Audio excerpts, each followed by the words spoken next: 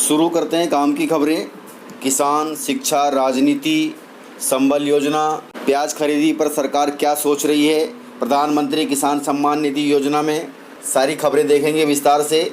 PM किसान सम्मान निधि में एक स्पेलिंग मिस्टेक से डूब गए 70 लाख किसानों के 4200 करोड़ रुपए। प्रधानमंत्री किसान सम्मान निधि योजना बहुत ही महत्वपूर्ण योजना है और इसमें करोड़ों रुपए का बजट रखा है केंद्र सरकार ने। इस योजना के तहत अब तक 5वीं किस्त जारी हो चुकी है और इसमें सालाना 6000 रुपये मिलते हैं किसानों को। एक स्पेलिंग ने किसानों के डुबो दिए 4200 करोड़ रुपये। अभी भी आपके पास समय है, आप इसे ठीक करा सकते हैं। मैं आपको जानकारी देता हूं, जब तक यह गलती ठीक नहीं होगी तब तक आपको इस योजना का लाभ नहीं मिल सकता। पीएम किसान स्कीम के आवेदनकर्ताओं के नाम, बैंक अकाउंट और अन्य कागजातों में नाम की स्पेलिंग भिन्न है, जिसकी वजह से स्कीम का ऑटोमेटिक सिस्टम उसे पास नहीं करता। इसलिए अभी भी आपके पास समय है। पीएम किसान योजना के तहत सरकार ने स्वयं रजिस्ट्रेशन के लिए भी ऑप्शन रखा है। आप उसके द्वारा अपना रजिस्ट्रेशन करा सकते हैं और स्पेलिंग मिस्टेक में भी सुधार कर सकते हैं। पीएम किसान सम्मान निधि योजना का बजट लगभग 75,000 करोड़ रुपए सरकार ने रखा है। मोदी सरकार सालाना 14.5 करोड़ लोगों को पैसा देना चाहती है, लेकिन अभी तक 9.68 करोड़ किसानों को ही इसका लाभ मिला है। इस योजना को लगभग 17 माह बीत चुके हैं। आपके पास अभी भी समय है। आप पुनः वेबसाइट पर जाकर के इस त्रुटि में सुधार करके इस योजना का लाभ ले सकते हैं। वेबसाइट है pmkisan.government.in। इस पर आप जाएं। मैं इस वेबसाइट का लिंक वीडियो के डिस्क्रिप्शन में दे दूंगा, तो आप वहां से आसानी से जा सकते हैं। जैसे आप वेबसाइट पर जाएंगे उसके बाद आपको फार्मर कॉर्नर पे जाना होगा। फार्मर कॉर्नर पे जाने के बाद एडिट आधार डिटेल ऑप्शन पर क्लिक करना होगा। जैसे आप इस ऑप्शन पर क्लिक करेंगे, यहाँ पे आपको अपना आधार नंबर दर्ज करना होगा। इसके बाद कैप्चा कोड डालकर सबमिट कर दें। कैप्चा कोड डालते ही नया पेज खुलेगा। उसमें यदि आपका नाम गलत है, अर्थात आपके बैंक अकाउंट या आधार कार्ड में नाम गलत है, तो आप उसको सुधार लें। उसके बाद में उसे ठीक कर लें और फिर सबमिट कर दें, तो आपका वेरिफिकेशन हो जाएगा। उसके बावजूद भी यदि नाम में यदि किसी प्रकार का कोई मिस्टेक नहीं है, तो आप अपने पटवारी तथा लेखापाल के पास जा सकते हैं।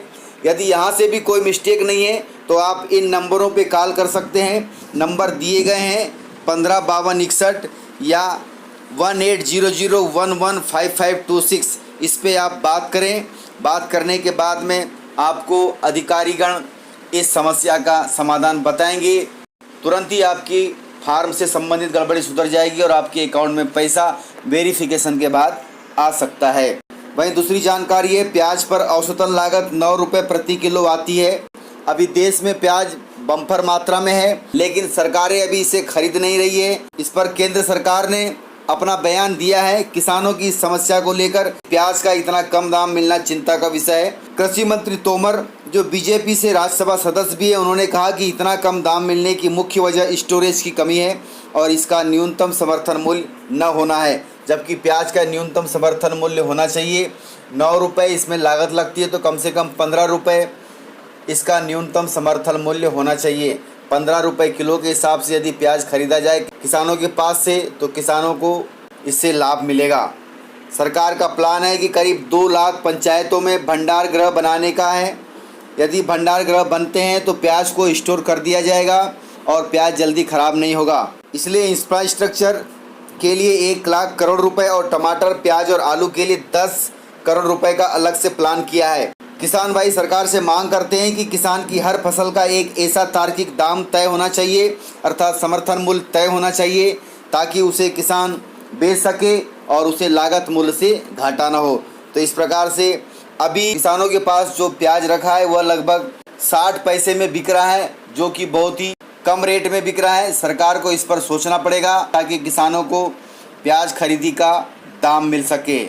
अगली जानकारी है, सीएम शिवराज सिंह चौहान ने 3300 हितग्राहियों के खाते में डाले हैं 72 करोड़ 66 लाख रुपए। संबल योजना के तहत मुख्यमंत्री चौहान ने 3300 हितग्राहियों के खाते में एक क्लिक के माध्यम से 72 करोड़ 66 लाख रुपए डाले हैं, जिससे जो भी इस योजना का पात्र होगा उनके अकाउंट में यह राशि गई है। बहुत अच्छी बात है। अगली जानकारी है, एमपी बोर्ड में 12वीं परीक्षा के शेष विषयों की परीक्षा कार्यक्रम जारी कर दिया गया है। परीक्षार्थी को थर्मल स्कैनिंग होने के कारण परीक्षा केंद्र पर 1 घंटे पूर्व उपस्थित होना पड़ेगा। ये सारा टाइम टेबल आपको एमपी बोर्ड की वेबसाइट www.mpbsc.government.in पर मिल जाएगी, वहाँ से आप टाइम टेबल देख सकते हैं। वहीं पर सीबीएसई बोर्ड अब देश भर में 15,000 केंद्रों पर परीक्षा कराएगी। अपने स्कूल में भी पेपर दे सकते हैं छात्र।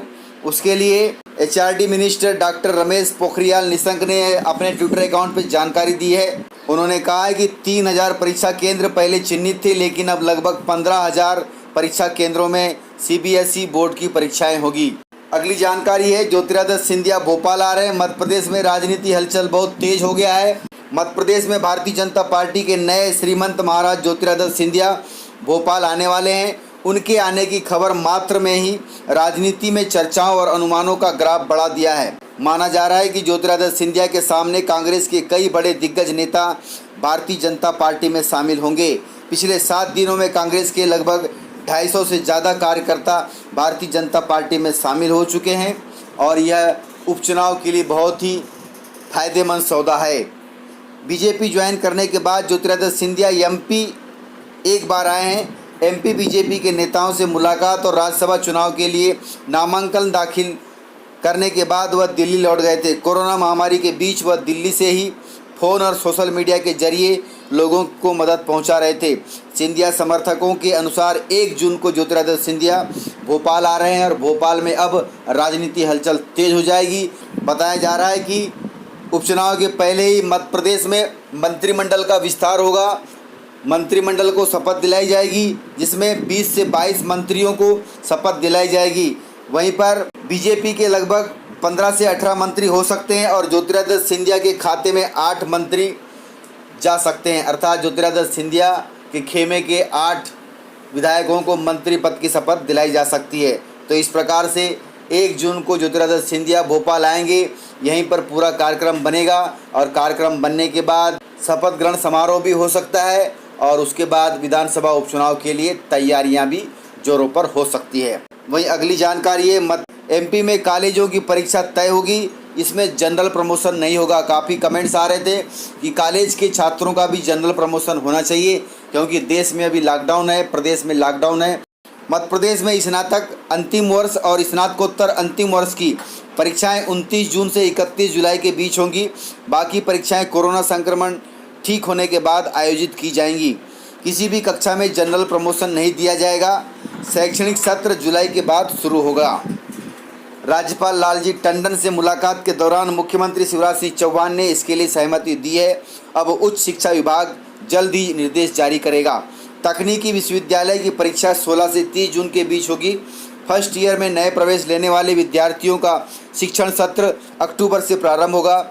प्रथम और द्वितीय और तृतीय वर्ष में जाने वाले विद्यार्थियों का भी शैक्षणिक सत्र 1 सितंबर से प्रारंभ होगा। गौरतलब है कि सीएम शिवराज सिंह चौहान ने राज्यपाल लालजी टंडन से मिलकर के यह सारी पॉलिसी तैयार की है। अब प्रदेश के कॉलेज में पढ़ने वाले छात्रों को जनरल प्रमोशन नहीं दिया जाएगा। इस पर मोहर लग गई है। उनकी परीक्षाएं होगी, जो मैंने परीक्षा का कार्यक्रम बताया है। तो इस प्रकार से जानकारी थी। यदि आपको जानकारी पसंद आई हो तो वीडियो को लाइक ज़रूर करिएगा और अभी तक आपने चैनल को सब्सक्राइब नहीं किया है तो इसी प्रकार की जानकारियों के लिए चैनल को सब्सक्राइब कर लें तथा नेक्स्ट वीडियो के लिए बेल आइकन पर क्लिक कर दें, ताकि अगला वीडियो आपको शीघ्रता से मिलते हैं सर अगले इसी प्रकार आपके काम की खबर के साथ। तब तक के लिए जय हिंद, जय भारत।